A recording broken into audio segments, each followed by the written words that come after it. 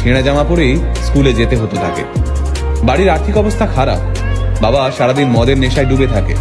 নোংরা জামা কাপড় পরে স্কুলে গেলে কপালে জোটে শিক্ষকদের গঞ্জনা। তাই কয়েকটা পয়সার জন্য খুব ছোট থেকেই সাফাই কর্মীর কাজ করতে থাকেন রোনাল্ডো। অবশ্য সমস্ত গঞ্জনা, অবহেলা এবং বঞ্চনার বদলা তিনি তুলতেন ফুটবল মাঠে। ফুটবলের শট মেরে নিজের থেকে বয়সে বড় ছেলেদের ড্রিবল করে মাঝ মাঠ থেকে ফ্রি কিক মেরে তিনি চমকে দিতেন সবাইকে।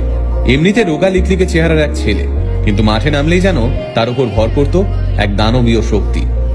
বাবা ছিলেন স্থানীয় এক ক্লাবের বল বয়, তাই সেই ক্লাবের কর্তারা 12 বছরের রোনাল্ডোকে সুযোগ দেন এই ক্লাবে।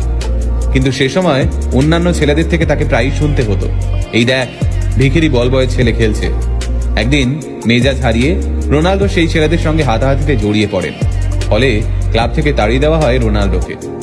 আবার পাড়ার রাস্তার মধ্যেই বয়সে বড় ছেলেদের সঙ্গে সকাল থেকে বিকেল পর্যন্ত চলতে থাকে প্র্যাকটিস।